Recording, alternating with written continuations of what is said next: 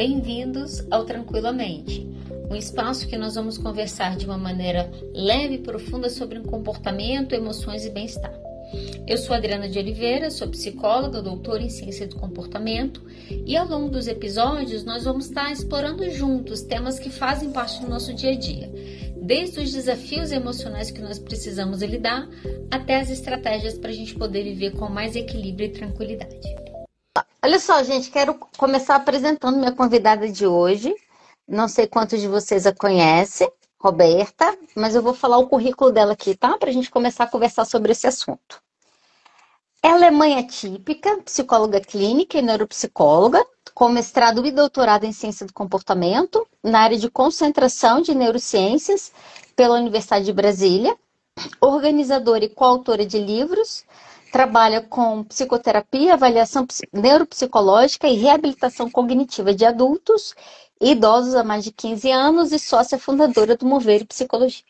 Esqueci alguma coisa, Roberta? Não, ou está completo seu currículo? Está completo. E aí, quando eu comecei a ler o seu currículo para a gente conversar hoje, eu decidi mudar um pouco o nosso script. Bora lá. Porque eu acho que vale a pena. Acho que vale a pena a gente. Né? Exatamente. Vale a pena a gente começar falando, que é um termo que eu tenho visto bastante na internet, que é o que é ser mãe atípica, né? O que é ser uma mãe atípica? Você colocou no seu currículo isso. Pois é. Eu tenho uma família deliciosamente neurodivergente, né? Então, eu tenho uma filha de 5 anos, a Bárbara, que ela é autista nível 1 de suporte. Tenho uma outra filha adotiva em processo, né, ainda de 20 anos, que tem outras habilidades, também neurodivergente, né? Mas o termo atípico está mais relacionado ao autismo mesmo, né? Então, eu sou uma mãe atípica porque eu sou mãe de uma criança autista. É isso. E aí eu acho que vale a pena a gente já diferenciar, né? Porque quando a gente vai falar do autismo, a gente vai estar falando exatamente dessa diferença do que é um desenvolvimento típico ou comum ou atípico, né? Que é onde entra o transtorno do autismo. Isso. Essa diferenciação ela é bem importante, né? Até porque quando a gente pensa nessa parte atípica, eventualmente vem com uma valência negativa, né? Vem com uma conotação de como se fosse alguma coisa menos ou com, enfim, né? Com um teor um pouco mais negativo, né? E não necessariamente precisa vir, né? As pessoas autistas, elas são pessoas incríveis, com grande potencial, né? Então, tanto pessoas típicas quanto pessoas atípicas têm grande potencial, e isso precisa ficar muito claro, né? Então, esse termo atípico é só para sinalizar que é um funcionamento que difere daquilo que seria esperado em termos de marcos do desenvolvimento e de habilidades que seriam esperadas também, pensando nessa perspectiva do desenvolvimento, né? Mas são pessoas que têm todo o potencial de se desenvolverem, sobretudo as pessoas de nível de suporte 1 e 2, né? Com mais segurança, nível de suporte 1, mais especificamente, têm condições plenas de se desenvolverem bem e serem absolutamente funcionais.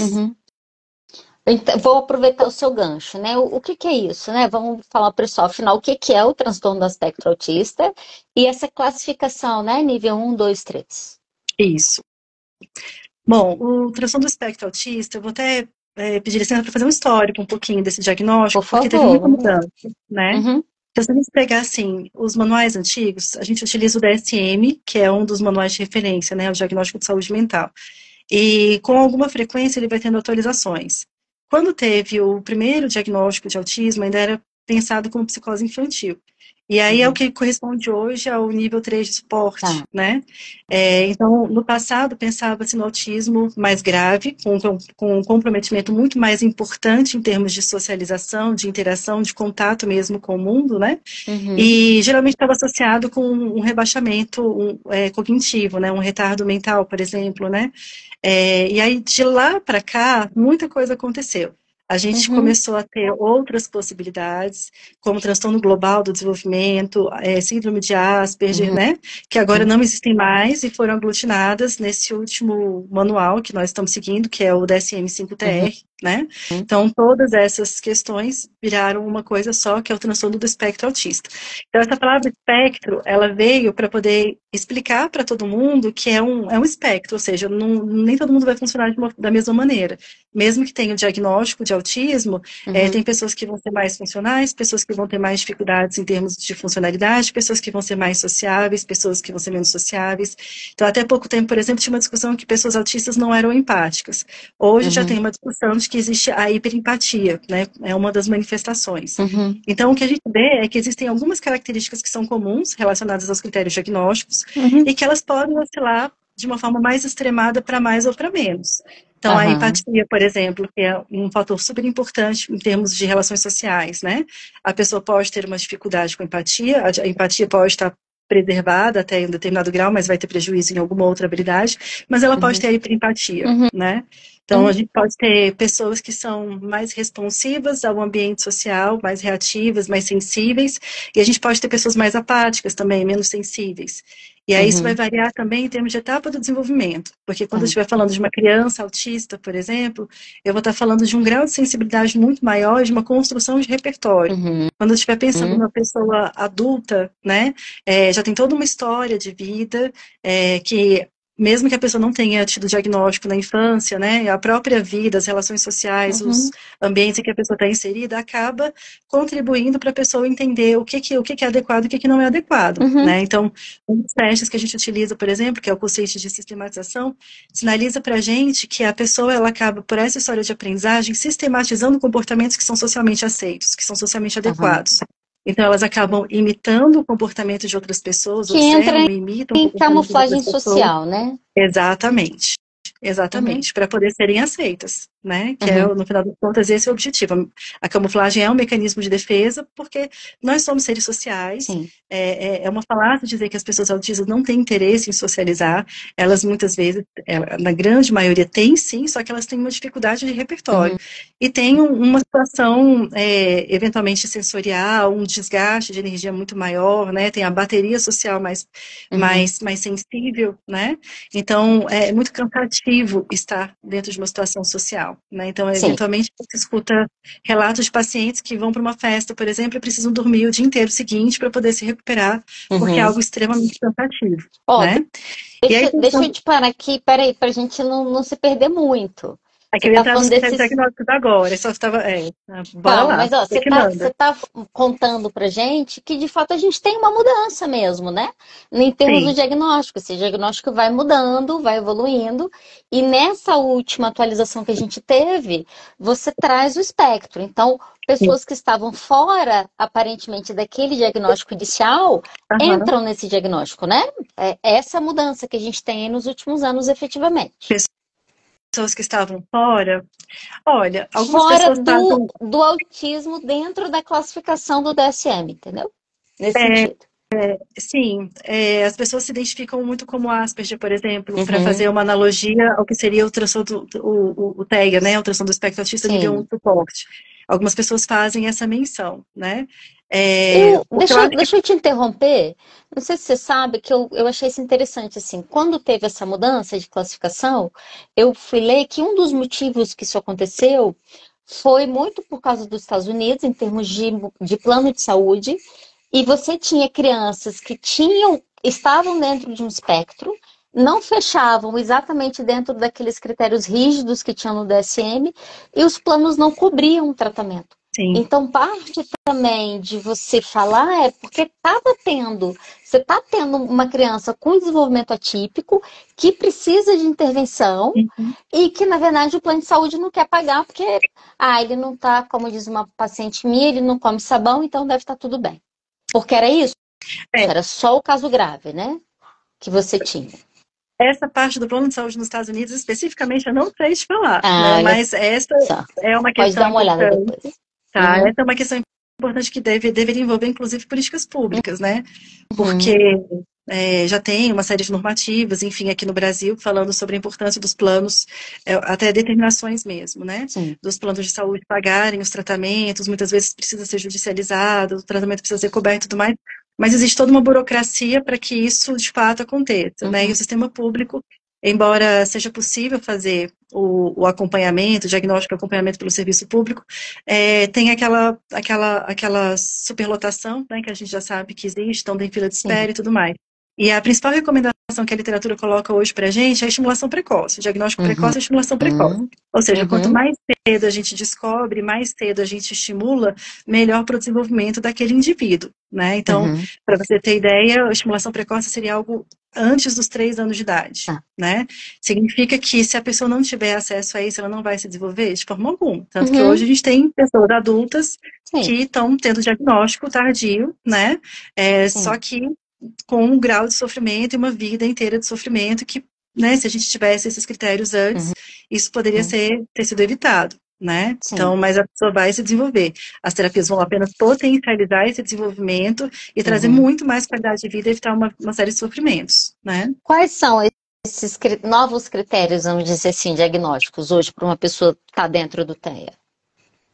A pessoa precisa ter uma alteração na linguagem, né, na parte de comunicação, e a linguagem, ela é diferente da fala, né, então eu posso ter uma pessoa com um atraso de fala e posso não ter uma pessoa com atraso de fala. Então, a fala é a parte articulatória da linguagem, né. A linguagem, eu tenho vários tipos de linguagem. Uma delas, por exemplo, é a linguagem pragmática, que envolve essa parte de comunicação mais do dia a dia, aquela comunicação mais funcional, mais contextualizada, né? Então, eu preciso ter um prejuízo nisso, eu preciso ter um prejuízo também na parte de socialização, né? Então, é uma pessoa que tem uma dificuldade, por exemplo, de percepção social, de cognição social, de compreensão das regras sociais e também da seleção de comportamentos que seriam adequados, né, para poder você ter uma socialização adequada.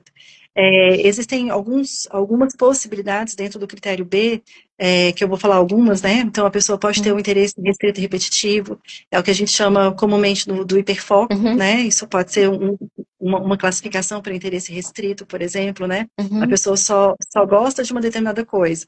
Tive um paciente, por exemplo, que tinha hiperfoco em futebol, então tudo dele era futebol, ele só andava com blusa de futebol de um time específico, podia ter jogo de qualquer outro time acontecendo, mas ele só ia usar a blusa de time de futebol que ele gostava, né? Tinha todos esses livros de futebol, quando fazia viagem, queria conhecer os estádios de futebol, então isso é um interesse restrito, né? Então a pessoa ela vai tender a conversar sobre aquilo, a pesquisar sobre aquilo, a ler sobre aquilo, é um interesse restrito, né? E repetitivo. Geralmente pode ter alteração sensorial. A alteração sensorial é para além dos 5 sentidos que a gente conhece, né? Audição, visão, etc e tal. E essa alteração pode ser para mais ou para menos. Então, eu posso ter, por exemplo, uma sensibilidade sensorial da audição, né? Uma pessoa que tem uma audição muito sensível, que escuta ruídos que as pessoas normalmente não escutam ou que se incomodam com sons que parecem altos para ela. E posso ter pessoas também com uma hipossensibilidade, né? Então, a alteração pode ser para mais ou para menos, né? Existem outras Foge do padrão, né? É isso, né? Que é o que a gente fala do diagnóstico. Você cai para fora da norma, né? Da maioria. Exatamente, exatamente.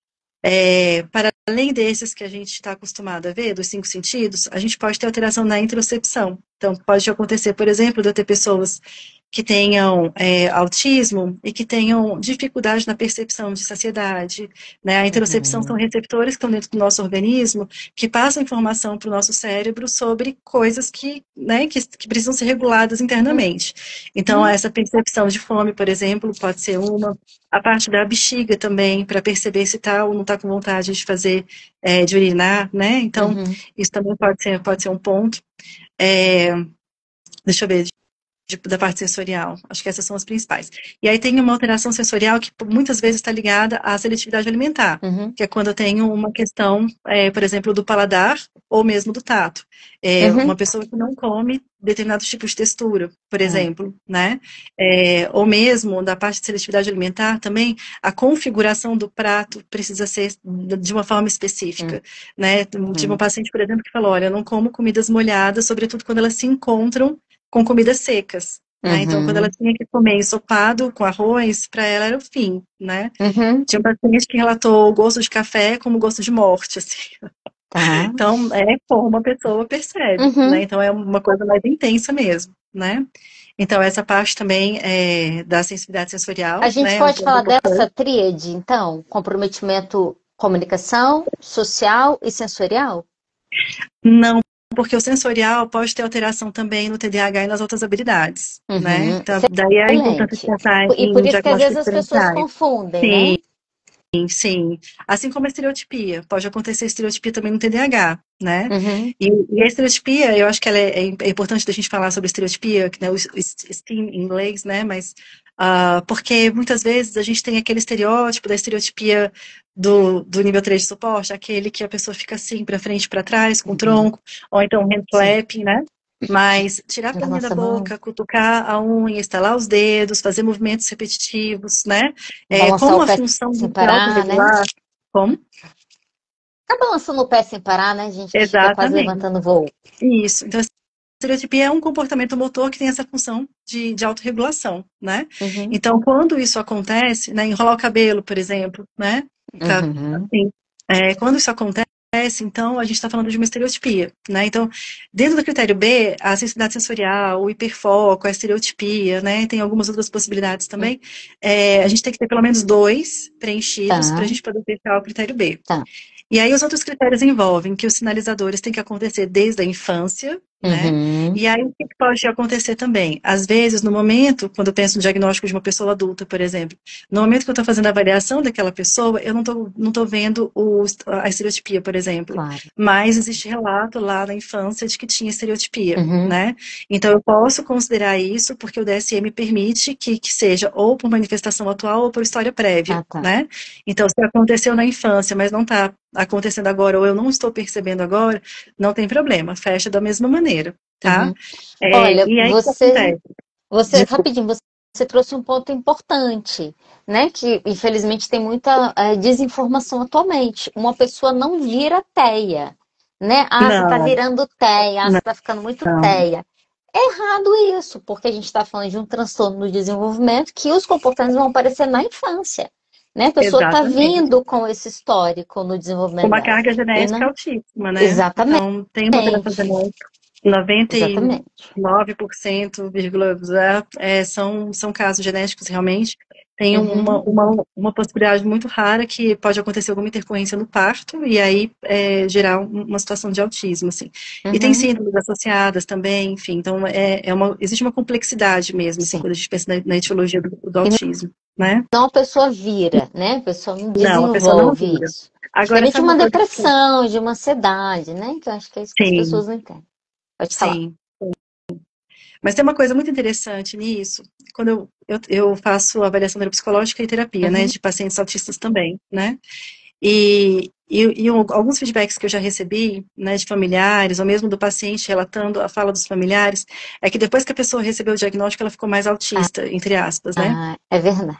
Já ouvi isso também. Mas o que que E já acontece? Qual perguntei que é a minha isso, tá? Já interpretação fiz disso? essa pergunta para uma pessoa. Você ficou mais autista depois que você soube que você era autista? E aí, qual foi a resposta? Eu parei de fingir o que eu não era ser. Essa foi a Exatamente. resposta, né? Exatamente.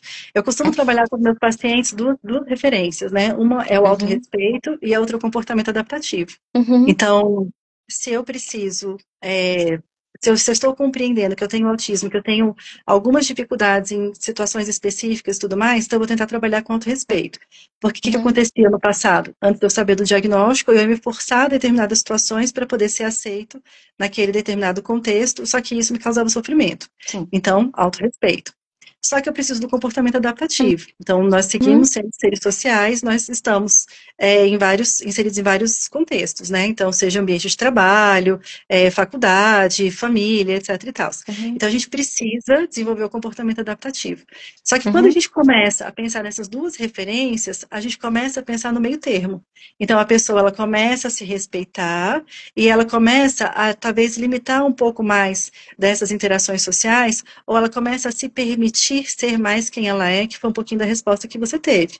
Então, se uhum, em nenhum momento ela vai fazer um esforço danado para poder segurar uma determinada estereotipia, se aconteceu na estereotipia, ok, aconteceu. uhum. Ela não vai fazer mais aquele gasto energético para poder se Controlar o segurar, tá? comportamento, né? Exatamente. Então, isso traz muito mais leveza para a pessoa, traz muito mais leveza, muito mais qualidade de vida. E diminui os fatores de risco, por exemplo, de ansiedade. Né? A ansiedade, eu Uhum, vejo que ela está muito relacionada tanto a essa questão de ser aceita, né? Então, uhum, e aí a pessoa já parte do pressuposto que ela está sempre errada dentro de uma situação de socialização, uhum, né? Porque foi o que sim. ela foi ensinada nas entrelinhas o tempo todo, né? Que ela está sempre errada. E nem sempre está errada. Muitas vezes ela tem uma Uhum. percepção muito adequada da situação, né, depois de um processo de vivências, né, de processo terapêutico e tudo mais, mas fica sempre essa mensagem nas entrelinhas, né? Sim. Então isso eu acho que é um fator que gera ansiedade. E o outro fator de ansiedade é falar sobre o autismo e sem saber muito bem como é que a sociedade vai receber isso, né? Que a Então, gente é, sabe que na maioria recebe mal, né? Que a gente ainda vive numa sociedade bastante preconceituosa. pois é.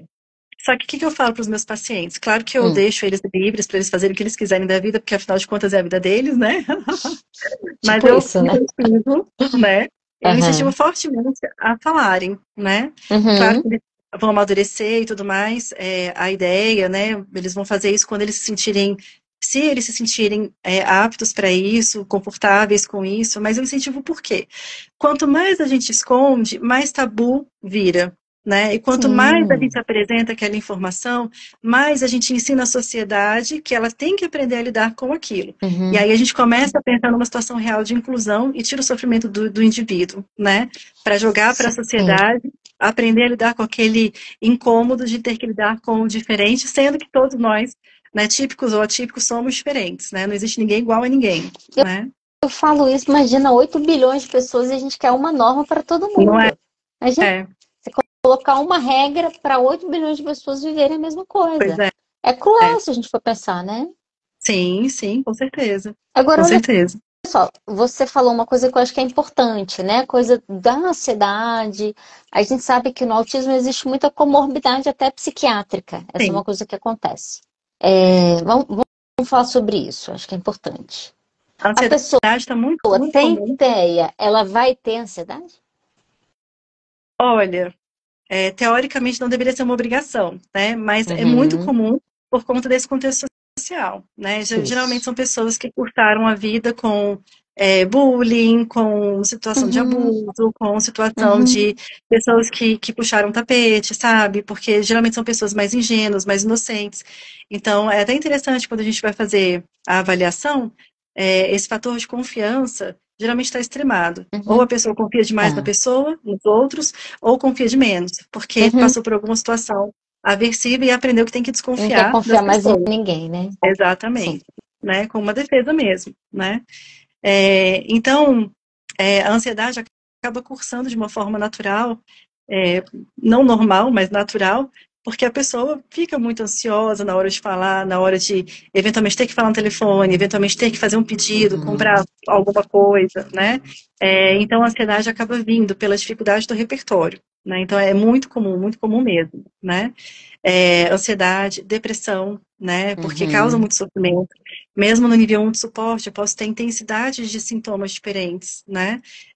Já tive pacientes que falaram, olha, eu não gostaria de ser desse jeito, né? E aí Uhum. ter vontade de, é, enfim, né? Pensamentos negativos, né? Enfim, que vão por aí.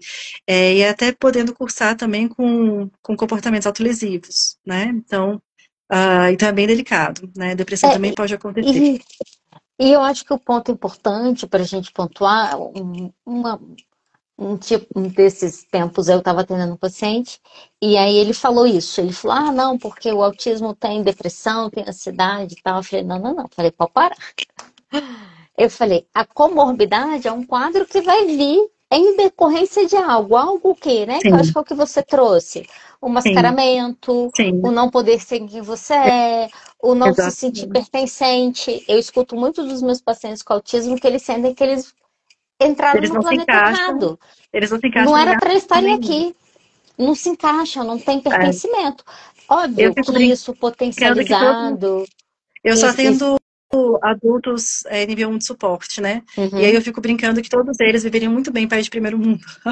Todos, Nasceram no, todos, porque seguem no país regras, errado, porque pelo menos. o contato é menos pessoalizado, é menos invasivo, né? Uhum. Então, as coisas funcionam de uma forma mais previsível, né, nos ambientes de países de primeiro mundo. E aí, quando eu tenho, né, essa pessoa que está vindo, que vai vir para um diagnóstico tardio, que nunca foi tratado, que está vivendo lá na sua cabeça as ansiedades, as depressões, o não encaixe, claro que você vai ter comorbidade. Mas às vezes eu tento explicar isso.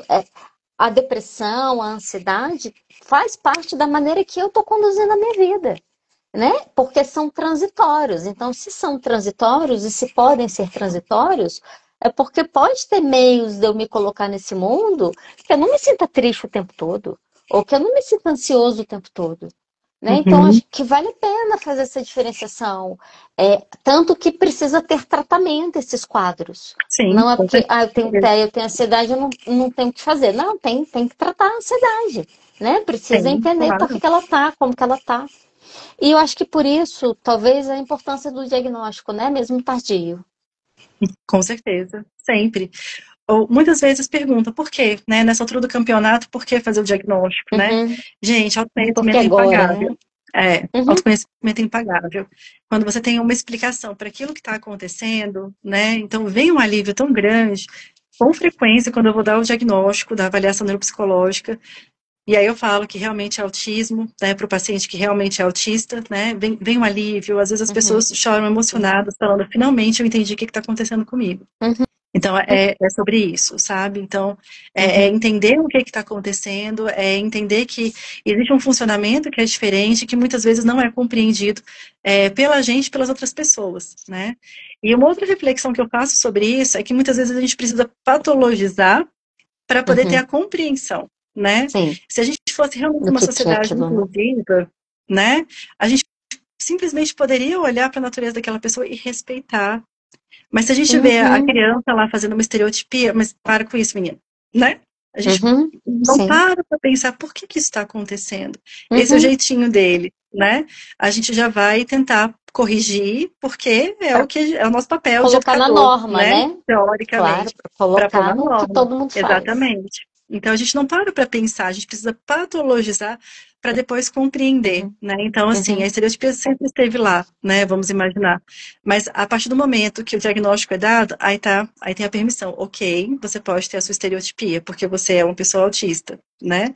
Então, se a gente Uhum. fosse realmente, inclusive, entendesse, compreendesse e aceitasse as pessoas como elas são, essa permissão sempre seria possível, né? E Mas a gente tem essa eu acho dificuldade. eu acho importante destacar a sua fala, a importância dela, porque infelizmente tem muitos colegas psicólogos que fazem desserviços em redes sociais, falando que eu já ouvi algumas situações dessa, do tipo, mas para que diagnóstico agora? Você já viveu a vida inteira com isso, que diferença vai fazer? E faz Muita, diferença. É isso que a gente está dizendo. muita. Faz diferença para a pessoa, faz diferença para a depressão que ela carrega uma vida inteira, para a ansiedade de não se encaixar no mundo, faz toda a diferença, né? Acho que esse é o ponto. Sim, a forma da pessoa se colocar, sabe, nas situações, as escolhas Uhum. mais conscientes, porque o autoconhecimento vai envolver a gente conhecer as nossas fragilidades, as nossas potencialidades. E quando a gente tem esse direcionamento em termos desse transtorno de neurodesenvolvimento, isso fica muito mais claro, muito mais consciente. Então, a nossa Uhum. tomada de decisão, ela fica mais intencional, ela fica mais clara Uhum. e ela também fica mais consciente, né? Então, eu consigo Uhum. me proteger mais, eu consigo me preservar mais, eu consigo tomar decisões que vão me expor dentro daquilo que eu consigo me expor e daquilo que Uhum. eu preciso para poder me recompor, para poder descansar, enfim, né? Então, se eu sei Uhum. que uma situação de socialização vai me cansar muito e eu tenho um Isso. evento para ir, eu vou me organizar para, de repente, naquele final de semana fazer só aquilo, né? Então, eu Uhum. consigo tomar decisões mais conscientes e intencionais para eu poder cuidar de mim. Então, isso envolve uma questão de autocuidado. Então, eu não vou me sobrecarregar Exatamente. porque eu sei que isso vai me fazer mal. Isso vai diminuir as crises que essa pessoa vai ter, Com certeza, isso vai diminuir a sensação de inadequação, isso vai com certeza. diminuir a tristeza que ela sente o tempo todo, né? Essa é a qualidade de vida que o tratamento vai proporcionar, né? O autoconhecimento vai te proporcionar se colocar no mundo diferente e começar a viver sensações e coisas diferentes, né? Acho que esse é o ponto. Eu continuo aparecendo para vocês, né? Eu espero que sim, para mim não, Já mas eu tô, tipo assim, você vivendo tá em me ouvindo, fé então aqui tá hoje. valendo. Tô Não, é te porque eu ouvindo. recebi o alerta do modo de descanso no meu Instagram. Ah, Era não, só pra tô te checar. ouvindo, tô te ouvindo. Agora, Tá. olha só, eu sei que é polêmica, a gente até conversou sobre um pouquinho isso aqui hoje, só que eu acho que é importante a gente pelo menos citar, né? A gente começou a live falando que no diagnóstico você vai ter lá o nível 1, 2, 3, que isso significa a quantidade de suporte que essa pessoa Isso, precisa.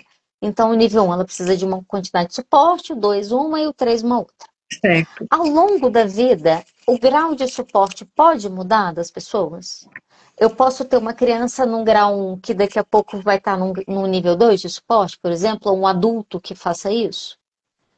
Ou o Olha, contrário também, né? na teoria, eu vou responder que Hum, sim, né? Porque tá, existem algumas manifestações de autismo que envolvem perda de habilidade, que envolvem alguns comportamentos ok. regressivos. Agora, essa mudança de nível para uma piora, né, teria que ser Uhum. uma situação absurdamente. Roberta? Não seria. Ah, tá. Oi, tá me Oi, ouvindo? voltou. Agora eu tô. Então, não seria uma situação típica, tá? Seria Tá. uma situação muito rara. Então, em tese, em teoria, isso poderia acontecer. Eu acho Uhum. mais adequado falar em perda de habilidade, né? Então, Ok. eventualmente, a pessoa pode passar por uma determinada situação, como aconteceu na pandemia, que muitas pessoas pararam de ter suas terapias, né, por conta da Uhum. pandemia, e aí tiveram comportamentos regressivos, né? Uhum. Isso eu acho mais adequado falar, né? Então, é Uhum. possível sim perder habilidades, mas é possível reaprendê-las também, Uhum. tá? Acho E que aí, seria mais esse o talvez um caminho. ponto nesse sentido, depois que a gente conversou, eu fiquei pensando sobre isso. Porque a gente está falando de nível de suporte, né? Fiquei É, pensando, na verdade, é que qualquer pessoa no planeta corre risco de mudar o nível de suporte. Então, eu posso ser uma pessoa completamente autônoma e sofrer um acidente amanhã e está precisando de um grau de suporte na minha vida hoje que eu não tenho. O é, que a gente está falando é que naturalmente isso não vai acontecer. Isso só provavelmente vai acontecer em situações muito drásticas, a ponto da pessoa precisar ter essa mudança de suporte. certo. O que eu fiquei Tem esse pensando paralelo. que às vezes acontece, e Aham, pensando até um pouco com uma pessoa que eu estava conversando sobre isso, você está vindo lá, você tem nível de suporte 1 de autismo. Você entra num burnout, você tem um esgotamento emocional. Todos os seus sintomas tendem a piorar. Então, pode ser que naquele momento, em decorrência de um burnout, ou de, sei lá, de uma crise de pânico, ou de uma depressão que aconteça, o nível de suporte daquela pessoa aumente naquele momento. Olha, Mas talvez não no sentido de regressão de diagnóstico, né? o que seria regressão de diagnóstico? Isso, a pessoa que era suporte 1 agora vira suporte 3, porque naturalmente isso aconteceu.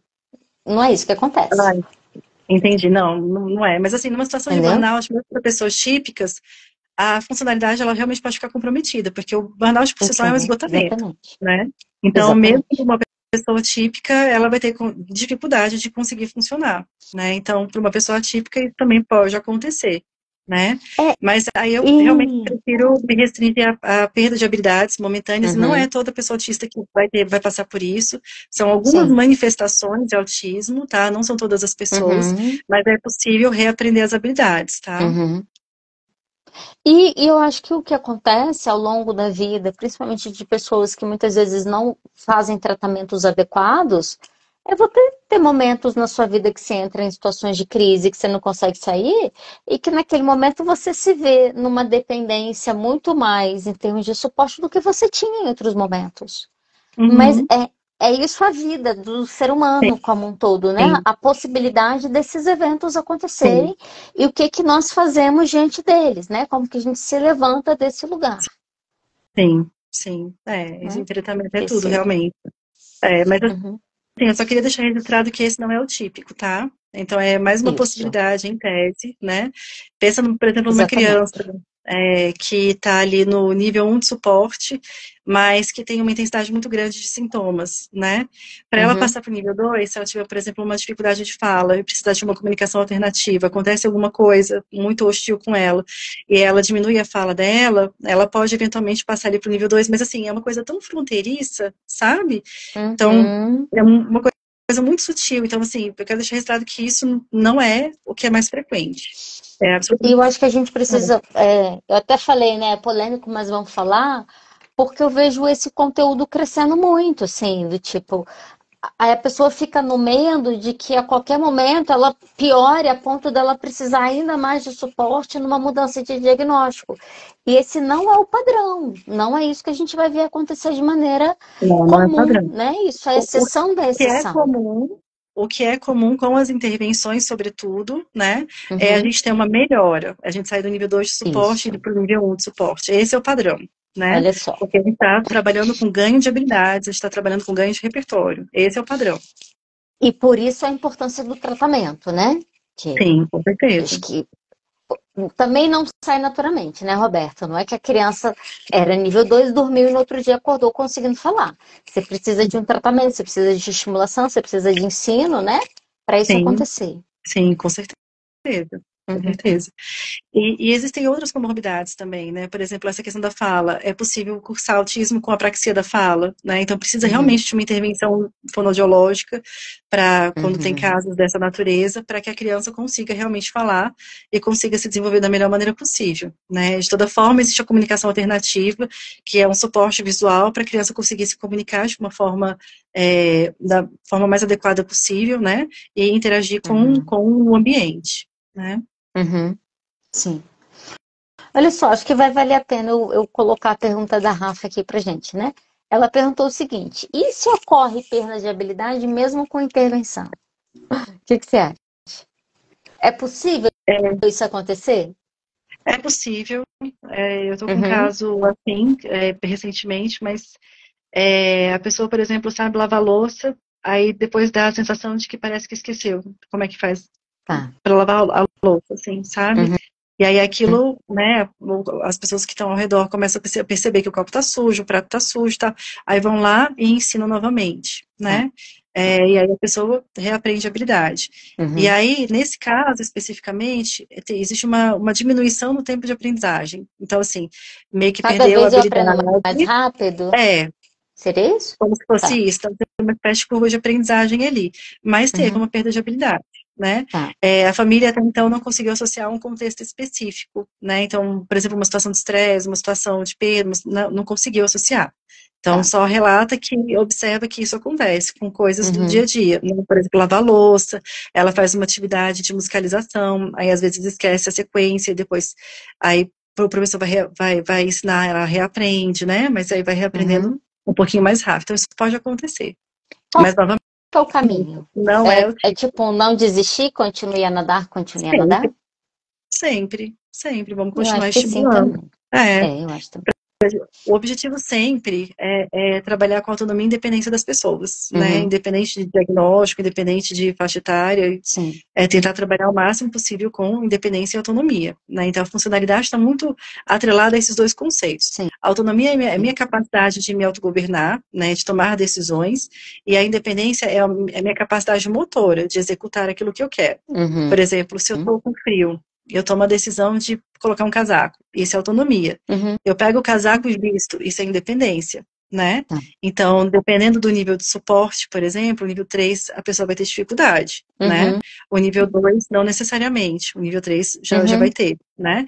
Então, pensando no autismo, mas assim, em qualquer contexto, a gente sempre vai incentivar a independência e a autonomia das pessoas. É, e eu acho que o ponto é, perdeu habilidades, a intervenção não está sendo eficaz. A intervenção precisa de tempo também. Às vezes eu falo com alguns clientes meus, né, a gente esquece como que a aprendizagem leva tempo. Então a gente sabe falar hoje, mas a gente esqueceu como foi difícil. A gente sabe andar hoje, mas a gente esqueceu quantas vezes a gente caiu. Sim. A Porque o gente, comportamento, ele precisa de repetição para ter aprendizagem. Tem gente que vai precisar repetir 5 vezes, tem gente que vai sim, precisar repetir 100, tem gente que vai precisar repetir 1000. E é, tem gente que de vez em quando ainda vai precisar de ajuda para falar, não, é desse jeito aqui. Você vai ter que dar uma dica ali no ambiente. Pode falar, você ia falar alguma coisa. Roberta, você tá por aí? Gente, Roberta saiu, porque agora eu tô sem ver e sem ouvir Roberta agora. oi, Olha, tá me vendo? agora Voltou? você voltou. Voltou. Então, só É, lembrando que não é toda pessoa autista que vai ter esse tipo de situação, tá bom? isso. Só que aí é necessário a gente compreender que isso pode ser uma característica da própria manifestação do autismo daquela pessoa, Uhum. tá? Então, a terapia pode ser repensada? Claro que pode, né? A gente vai querer sempre que Claro. ela melhora, né? Mas é Às importante a vezes gente até entender trocar de como que é a terapeuta manifestação. mesmo. Sim, isso pode Às vezes eu acontecer. falo com meus terapeutas, às vezes precisa de uma coisa nova mesmo ali acontecer, né? Sim, sim. Então a gente tem que entender qual que é a forma de manifestação desse autismo, né? Porque pode ser Uhum. que na manifestação do autismo daquela pessoa isso possa acontecer, Uhum. mas não é a regra, né? Então existem casos que isso Sim, pode acontecer, mas não é sempre que isso acontece. tá. Rafa, ainda tá travando ou melhorou? Para mim melhorou. Não sei se para ela, Tá, mas para mim melhorou.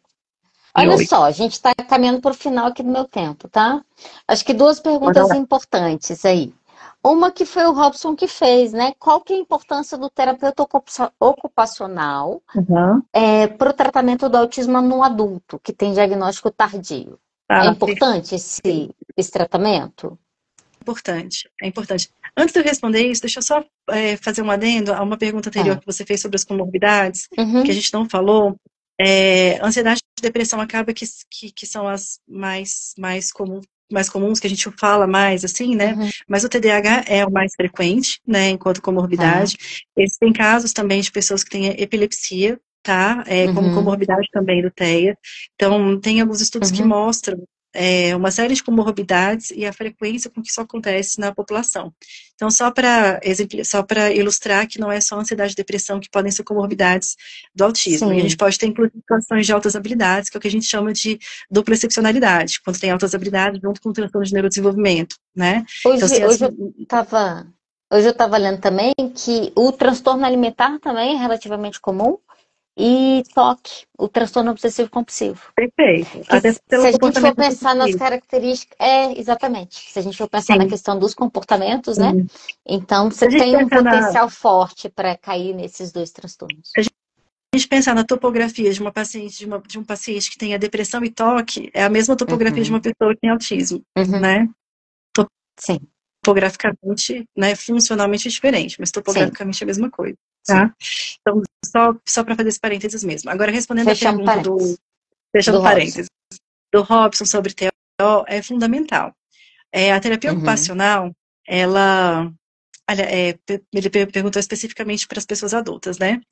Eu vou sim. colocar que é fundamental para as crianças, né, para as pessoas em Uhum, desenvolvimento, mas que existe a possibilidade também de atuação com a pessoa adulta. uhum, Tudo vai depender do tipo de prejuízo, né? Então, o que que tá. o TO faz, né? O terapeuta ocupacional faz? Existe uma formação específica chamada integração sensorial.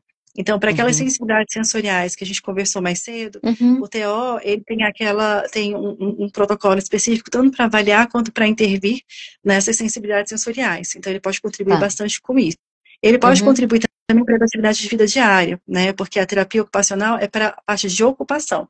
Então, eu aham, preciso aprender, né, a amarrar meu cadarço, a tomar banho, né? Então, tem todo um passo a passo de atividade de vida diária, né? Então, o TO uhum, também pode intervir nisso. Então, uhum. na vida adulta, vai depender, né? Vai depender do tipo de prejuízo. Até hoje não atendi ninguém nível 2 e 3 de suporte adulto, né? Eu não trabalho com crianças, Mas mas, né? eu não sei se é padrão ou não, mas Sim. no meu laudo, quando eu recebi meu laudo, a orientação foi que eu procurasse um terapeuta ocupacional. O psicólogo fez a indicação para mim no laudo. E ele explicou Eu por até fiquei, quê? eu não sei, eu preciso investigar. Pergunta Não lembro. pra ele por quê. Tanto que eu fiquei Pergunta pra ele super por quê. na dúvida na época se era tipo assim, indicação padrão, manda para o terapeuta ocupacional para trabalhar a questão sensorial, ou se de fato é isso, que eu acho que é o que o Robson está trazendo, né? Tem questões Uhum. aqui que o terapeuta ocupacional precisa entrar em termos de intervenção na vida do adulto. Sim. Porque Então, quando você dá o exemplo, na criança fica muito fácil da gente visualizar a aham, necessidade disso, né? O diagnóstico tardio no adulto, né? Acho que a Cláudia colocou aí que ela foi diagnosticada aí também agora na vida adulta. Você está com uma vida funcional, teoricamente, né? sim. Está funcionando. Então, aí tudo vai depender do nível de sintoma, porque eu posso ter uma pessoa em nível Uhum, 1 de suporte que é muito sintomática. Então, se eu tiver uhum. uma pessoa adulta, nível 1 de suporte, com muita sensibilidade sensorial, né, então Vai teria ter uma uma indicação. indicação aí, né? Sim, Tá. sim. Eu posso ter um caso grave, como aconteceu de uma avaliação que eu fiz também, de autismo nível 1 de suporte, com altas habilidades, mas com fobia social, ansiedade social, né? E talvez alguma suspeita de transtorno de personalidade, que a gente não fechou. Tá. Mas a pessoa ficava sozinha em casa, assim, né? E não cuidava da casa, e, né, e não fazia as coisas, tudo mais. Então, a gente poderia pensar num TO, né? Um terapeuta ocupacional. Poderia pensar também numa assistente terapêutica. As duas possibilidades poderiam coexistir nesse caso, tá? A assistente terapêutica acaba que tem um custo-benefício melhor, assim, né? Mas os dois poderiam coexistir nesse caso, tá? Então, para a gente poder prescrever uma recomendação, a gente precisa entender qual que é o prejuízo daquela pessoa, porque a gente vai recomendar uma terapia que seja de acordo com aquela dificuldade. Então, se eu não estou identificando nenhuma dificuldade importante naquele paciente, então eu não vou prescrever uma determinada terapia. Agora, se eu estou vendo uma dificuldade importante, então eu vou prescrever uma determinada terapia. Tá. Olha só, para a gente caminhar para o final, que já está dando nosso horário aqui. A pessoa tem TEA, ela tem que ter acompanhamento terapêutico? É uma obrigação? Acho que na infância, acho que ninguém tem nem muita dúvida sobre isso. Mas o que você acha? E faz diferença essa infância, vida adulta, né? Faz diferença, né? Na infância, a pessoa está em desenvolvimento, né? Sim. Então, ela está treinando ainda os comportamentos sociais, né? A Bárbara, ela é mais sociável que eu em alguns aspectos, assim, sabe? Ela passa lá pelo porteiro toda feliz. Oi, boa noite! Sabe? Toda fofinha, assim, sabe? Eu dou uma boa noite mais discreto ali, às vezes, quando não estou concentrada em alguma outra coisa, né? Porque se eu estiver focada ali no celular ou conversando com alguém, pode acontecer de passar despercebido mesmo, assim, né? Então, esse treino de habilidades sociais é muito importante, né? O autoconhecimento é muito importante, né? A palavra obrigação é uma palavra que é delicada, né? Porque, teoricamente, ninguém é obrigado a nada, né? Então, dentro dos critérios diagnósticos, um dos critérios é os sintomas, né? Aquilo que foi identificado, causa sofrimento para o indivíduo. Então, se eu parto do princípio de que para aquela pessoa fechar aquele diagnóstico, ela está em sofrimento, então eu tenho uma indicação, né, de fazer a terapia, né, pelo menos a psicoterapia, né, ou talvez o acompanhamento psiquiátrico, né, as outras terapias a gente vai pensar conforme a necessidade da pessoa, tá? Então, pelo fato de ter esse item como critério diagnóstico, ou seja, a pessoa está em sofrimento, se a pessoa está em sofrimento, que a gente aprende na faculdade em psicopatologia, que o limite entre o normal e o patológico é o nível de sofrimento, então teria, sim, uma indicação. Então, eu não colocaria como uma obrigatoriedade, mas como uma indicação. E aí, nesse sentido, é interessante, porque existem pessoas que preenchem todos os outros critérios, mas não se sentem em sofrimento, né?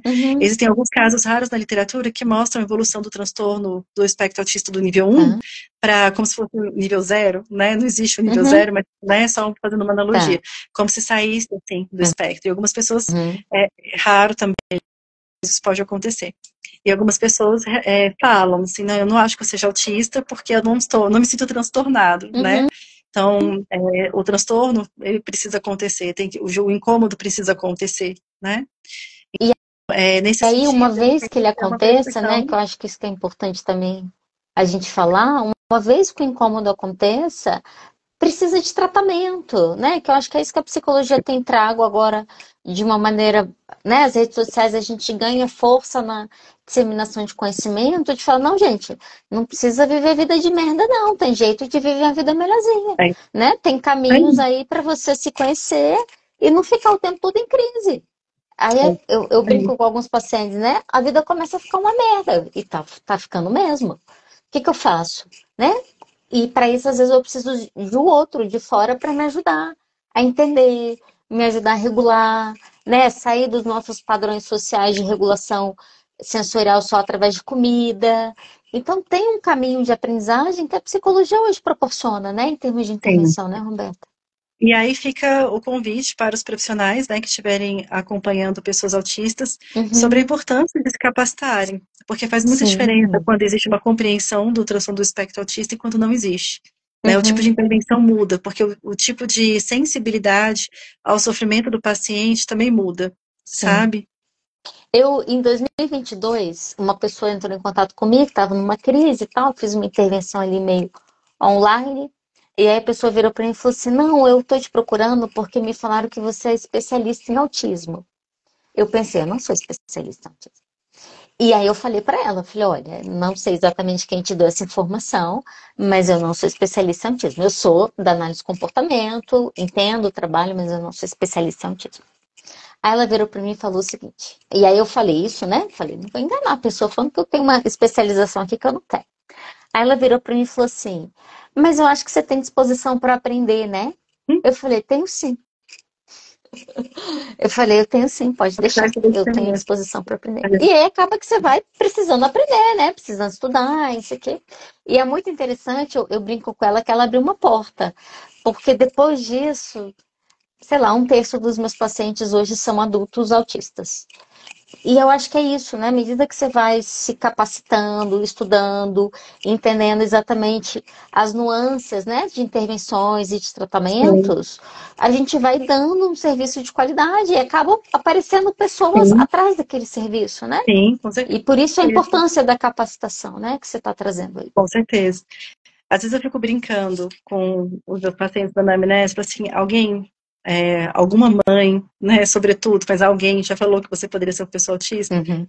Quando tem a mãe de um amigo que não sei o quê, assim, sabe? O radar, né? A pessoa pode ser advogada, pode ser engenheira, não importa, né? Mas quando a pessoa começa a entrar nesse mundo da neurodivergência, porque tem um filho que é autista e tudo mais, ou a própria pessoa adulta autista, ela começa a pesquisar mais sobre, tem um radarzinho, assim, tem uma Tem um radarzinho, provavelmente ela conseguiu captar algumas informações, alguns comportamentos que podem estar realmente dentro do espectro.